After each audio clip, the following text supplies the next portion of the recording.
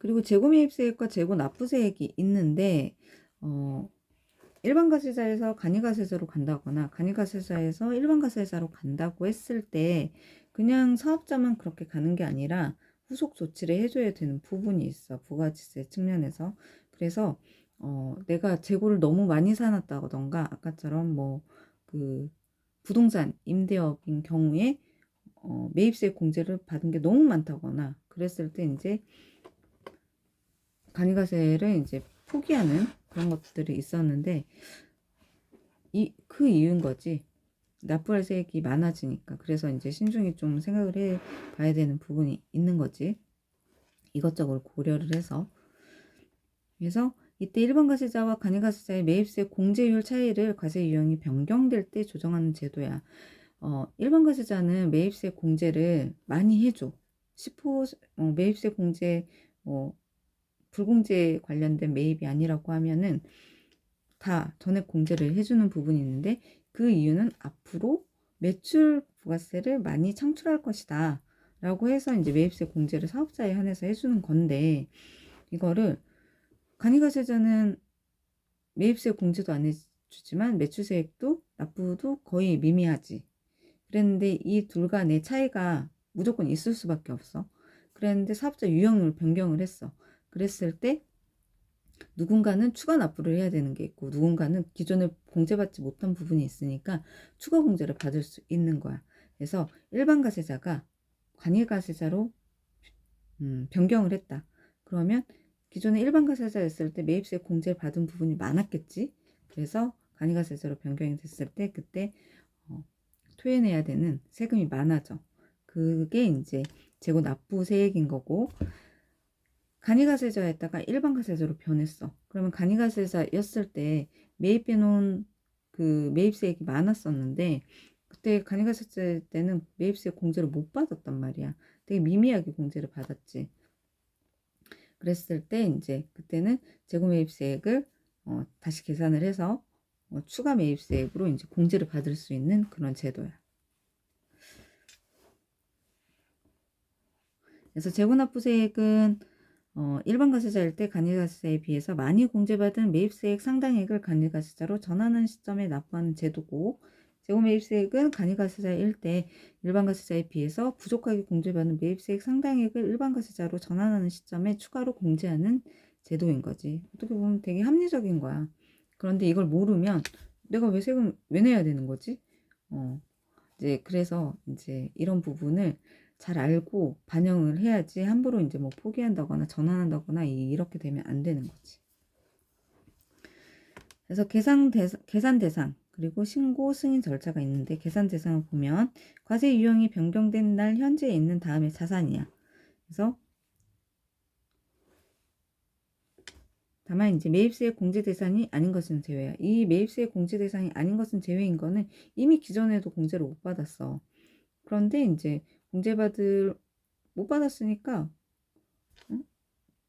공제 대상 자산이 공제 대상이 아닌 거는 원래부터 아닌 거니까 바뀌어도 공제를 뭐 해주거나 그런 걸 계산할 필요가 없다라는 거지. 그래서 예를 들어서 매입세 공제 대상이 아닌 비영업용 소형 승용차 적용 대상 요거는 어차피 공제를 못 받는 매입이잖아. 그래서 유형이 바뀌어도 이거는 공제 대상이 아니다. 그래서 이제 계산 대상은 이제 재고품, 상품, 제품, 원재료, 부재료 이런 것들이고 그리고 건설 중인 자산 그리고 감가상각 자산 건물 구축물은 이제 취득 건설 신축 후에 10년 이내 것 그 과세기간 감가상각 자산에 대해서 우리가 감가율 적용을 해가지고 재계산 하는 게 있었는데 그게 건물과 구축물은 20과세 기간이었고 10년 그리고 그 밖에 감가상각 자산은 4과세 기간이어서 2년이었었던 거 있었어. 그래서 이런 것들이 이제 이게 앞에서는 면세 사업과 관련된 거 그거에 대해서 이제 나왔었는데 이게 일반 과세자에서 간이 과세자에서 일반 과세자 변경이 될 때도 이 계산을 해야 된다라는 거야. 그래서 계산 대상 자산의 신고 변경이 현재 계산대상 자산을 그 변경되는 날의 직전 과세 기간에 대한 확정 신고와 함께 세무서장한테 신고하는 거고 승인 통지야. 그래서 신고를 받은 이제 그러니까 세무대리인이 보통 신고를 하지 좀 어려운 부분이 있는 부분은 그래서 신고를 받은 이런 이제 부가치세 신고를 했는데 이때 그냥 넘어가는 게 아니라 신고를 하고 조사를 해야 돼. 재고 금액에 대해서. 그래서 재고 매입세액은 신고 기한이 지난 후에 1개월 이내에 그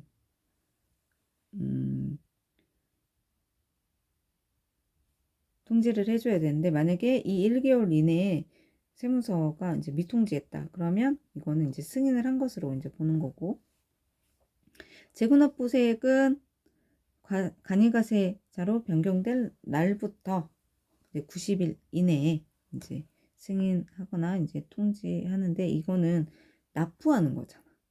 납부하는 거는 조사를 더 많이 해야 된다는 거예요. 왜냐면 납세자가 계산을 잘못했을 수도 있고 뭔가 숨길 수도 있고 그래서 재고납부세액에 이제 이 재고납부세액이라고 하는 게 재고자산뿐만 아니라 뭐 건물도 이제 재고납부세액에 들어가는 과세 대상 계산 대상 자산이니까 그래서 재고나 이런 것들을 조사를 하려면 시간이 많이 걸리겠지. 추가 납부해야 되는 거. 받아야 될 거는 꼼꼼히 조사해서 받겠다는 거야. 그런데 이제 재고 매입사 같은 경우는 이제 1개월 이내니까 어떻게 보면 3개월이잖아. 그러니까 요거는 이제 앞으로 이제 과세 매출을 발생을 시킬 거고 좀 더 낫다라고 보는 건지 기간이 좀 짧아.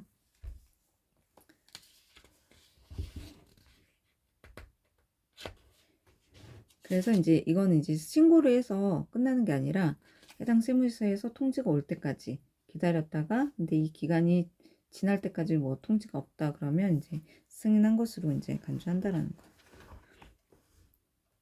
재고매입세액은 이제 계산을 했더니 매출소득보다 초과하는 금액이 나와. 그러면 그거는 이제 환급을 해줘.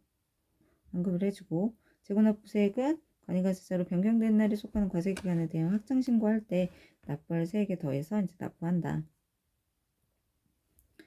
하는 거고 그리고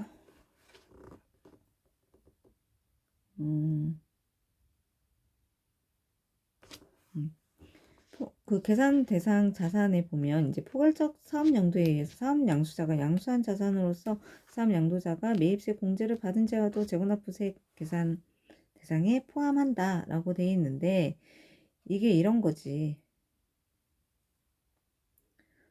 이제 부동산 임대를 하는 사업자가 이렇게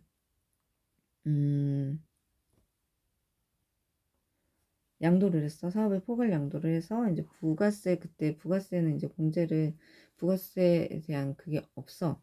포괄 양도 양수에 대해서는 세금 계산서 발급 의무도 없거든. 그랬는데 이거를 기존 양도자가 매입세 공제를 다 받았던 거야. 그런데 간이가세자로 해버렸던 거지. 간이가세자로 사업 변경을 하고 근데 납부한 세액이 없었을 수도 있겠지. 그래서 요거를 양수한 사람이 그 사업장을 뭐 이거를 납부했는지 안 했는지 모르고 내가 양수를 했어.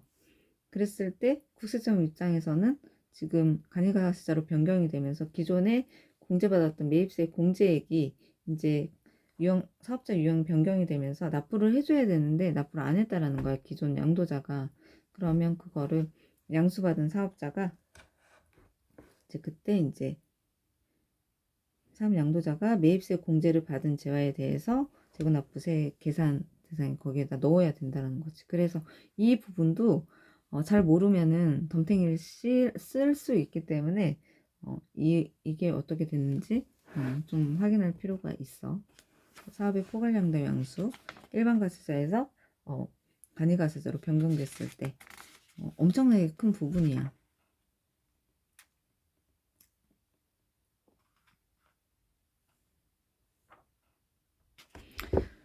그래서 이거를 이제 뭐 신고를 하지 않거나 과소신고한 경우에 어떻게 처리할 거냐. 일반 과세자에서 간이가세자로 변경된 사업자의 경우에는 관할 세무서장이 재고 금액을 조사해서 재고납부세액을 결정 통지해. 그래서 그냥 신고한 걸로 끝나는 게 아니라 승인이 될 때까지 기다려야 되는데 그 아까 1개월하고 90일 이내 그 기간이 지나서도 뭐 없다 그러면 통지한 것으로 이제 간주를 하는데 그 전에 이제 통지를 하겠지. 뭔가 계산이 잘못돼서 신고가 들어왔으면 그랬을 때 그걸로 이제 끝나는 게 아니라 그냥 조사한 대로 결정 통지해서 보내버린다는 거야. 납부서를 납부하라는 거고 납부를 못하면 이제 체납이 되는 거고. 그리고 간이가세자에서 일반 가세자로 변경된 사업자의 경우에는 이때는 이제 납부할 게 아니라 이제 추가 매입수의 공제를 받아야 되는 건데 이때는 결정 통지 안 한다는 거야. 관할 세무사장이. 이거는 너네들이 잘한 걸로 보겠다라는 거지. 계산을 다 해볼 거야. 근데 실제 계산을 해놓은 게 자기네가 이제 세무서에서 계산한 것보다 더 적을 수도 있겠지. 정확하게 하지 못할 수도 있잖아. 그랬을 때는 이제 니네들이 한 거를 인정해주겠다. 그래서 결정 통지하지는 않는다. 이게 이제 신고를 하지 않거나 과소신고한 경우인 거잖아. 그래서 신고를 하지 않아. 매입세 공제를 안 받는다는 거잖아. 세무서 입장에선 좋지. 매입세 공제 안 받는다는데. 그리고 과소신고. 매입세 공제를 적게 받았대. 그럼 세무서 입장에서 좋지. 굳이 이거를 야, 너네 신고 안 했어. 또는 너네 이거 계산해서 신고 안 했고 또는 너네 좀 적게 계산했어. 굳이 알려줄 필요가 없다는 거야. 그래서 적정하게 알아서 잘 재고 금액을 이제 신고해야지 된다는 내용인 거지. 그래서 계산 방법은 재고 매입세액은 이거는 이제 간이가세자에서 일반 가세자로 변경이 됐을 때 하는 거니까 이거는 뭐 21년 7월 1일 전에 공급받은 분, 21년 7월 이후에 공급받은 분 이렇게 나뉘는데 이게 아까 내가 신고서가 막 바뀌었다고 그랬잖아. 21년 7월 1일 이후로 그래서 그것까지는 이전까지는 모르겠고 현재 시행되는 거는 21년 7월 1일 이후니까 근데 지금 공존하는 부분이 있을 수밖에 없어. 뭐랄까 그 밖에 감가상각 자산은 끝났지. 2년이 지났으니까 이미 24년 기준으로는. 근데 부동산 같은 건물, 구축물에 대해서는 아직 10년인데 그러면은 31년 6월 30일까지는 이 규정이 계속 적용이 된단 말이야. 부동산 같은. 그랬을 땐 이 두 가지를 다 알고 있어야 돼. 왜 세법 개정은 돼가지고. 그래서 우선은 21년 7월 1일 이후에 공급받은 분에 대해서 먼저 계산을 해보면 재고분에 대해서는 재고금액 그 재고 금액이 있으면 거기에 100분 110분의 10만큼 곱하고 1-5.5%를 곱한 거를 이제 재고 매입세액으로 계산하겠다 라는 건데 이게 10 나누기 110이 0.909 그래서 100만원 909 이게 이제 110분의 10이 부가가치 세액에 해당하는 거거든. 그래서 재고금액이 100만원이야. 그래서 곱하기 10 나누기 110분의 10 하면은 99,909원이 재고매입세액인데 거기에 1-5.5%니까 94.5%를 다시 곱해줘야 돼. 그러면 85,909원을 이제 공제받을 수가 있어. 그런데 왜 여기에서 1-5.5%를 하는지는 예전에는 여기에 1- 부가가치율을 했었는데 지금은 1-5.5%로 다 통일이 됐네. 지금 21년 7월 1일 전에 공급받은 분하고 21년 7월 1일 이후에 공급받은 분에 대해서 계산 방법이 달라진 게 여기 전에는 부가가치율이 들어가는 거고 지금은 1-5.5%가 들어가. 그래서 전에는 1- 부가가치율이었으면 지금은 1-5.5%. 그러니까 예전에는 매입세액도 해당 업종별 부가가치율을 적용을 해서 거기에 10%를 딱 매입세액으로 공제를 받았었는데 아까 내가 부동산 그 간이가세자 그 세무회계 시험 문제 풀어보면서 전혀 다른 값이 나와가지고 이게 왜 이렇게 됐나 해가지고 뭐 프로그램에서 돌려봤다라고 했었잖아. 그게 0.5% 매입세액을 이제 공급대가의 0.5%를 해주는 걸로 다 모든 업종이 다 그렇게 바뀌어버렸던 거였잖아. 그러니까 매출세액, 납부세액에서는 업종별 부가율을 적용하고 거기에다가 10%를 적용을 하는데 매입에서는 똑같이 다 0.5%를 적용을 했단 말이지. 그래서 이전에는 물론 이렇게 바꾼 이유가 있을 거야. 항상 세법 바꿀 때는 이제 취지가 다 있으니까. 그래서 기존에는 어쨌든 이 부분이 1- 부가치율이었다면 지금은 1-5.5%로 이제 바뀌었다. 하는 거고. 건설 중인 자산은 건설 중인 자산과 관련된 매입세액에다가 곱하기 1-5.5%. 그래서 1-5.5%는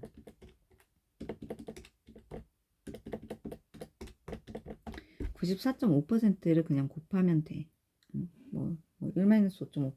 이게 외우기가 쉬우면 그렇게 해도 되고 94.5% 그냥 계산해버리면 되는 거지. 이게 다른 숫자가 대입되는 게 아니니까. 그리고 매입한 감가상각 자산이야. 감가상각 자산. 그래서 요거는 취득가액의 1-감가율 곱하기 경과된 과세기간수 곱하기 110분의 10 곱하기 94.5%. 이거는 그 면세하고 과세사업에 전용됐던 거를 매각을 했을 때 그 계산하고 이제 똑같은 것 같아.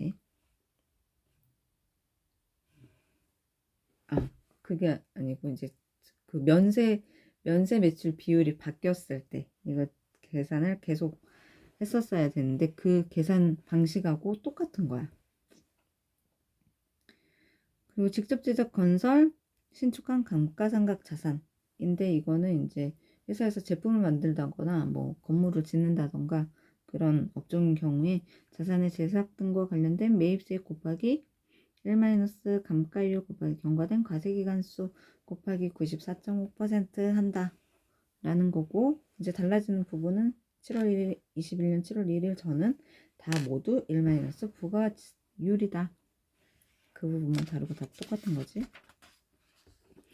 재고납부세액은 일반과세자가 간이과세자로 변경됐을 때 기존에 매입세 공제를 많이 받았으니까 너 이제 간이과세자로 변경이 됐고 앞으로 매출세액 납부할 일이 별로 없고 그 금액이 너무 미미해질 거니까 먼저 내. 너 기존에 공제받았던 거 먼저 내 라는 의미에서 재고납부세액을 계산을 하는데 이때 재고 금액의 100분의 10 곱하기 1-5.5%. 이거는 7월 1일 전에 공급받은 이런 부분이 없는 거지. 그냥 납부를 해야 되는 거니까. 아니야, 이것도 부가치율에 따라서 있을 건데 얘는 그냥 바뀐 걸로 해서 그냥 더 많이 내라고 하는 거야. 더 많이 내라고. 지금 보니까 비교하는 게 없어. 그래서 이제 공제를 해주는 거는 매입세 공제를 해주는 거는 좀 더 까다롭게 하는 거고 추가 납부하는 거는 더 많이 내라. 지금 이 방식이네. 건설 중인 자산은 이제 건설 중인 자산과 관련된 매입세 곱하기 1-5.5%.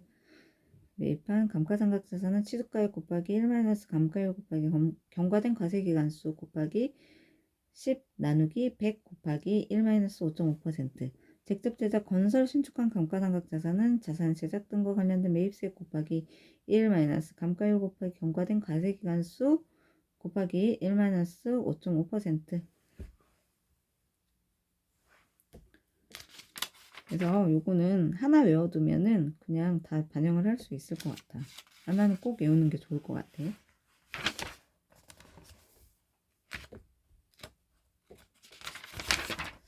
생각보다 간이과세자가 어려워. 그리고 이 재고매입세액, 재고납부세액 요거 계산하는 것도 왜 이걸 계산해야 되지? 하는 그런 의문이 생길 때가 있고, 이게 좀 어려운 부분이 있어. 그래서 요거 좀 외워줘야 되고, 이 그 재고매입세액하고 재고납부세액 계산할 때 재고품, 뭐 건설 중인 자산, 매입한 감가상각 이런 율 같은 거는 그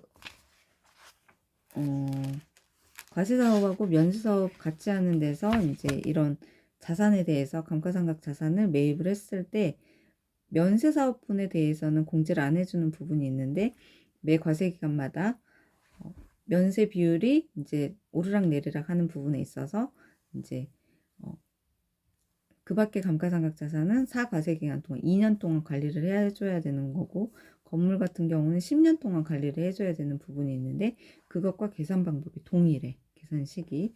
그래서 이거 두 개를 같이 비교해서 공부를 하는 게 좋을 것 같다.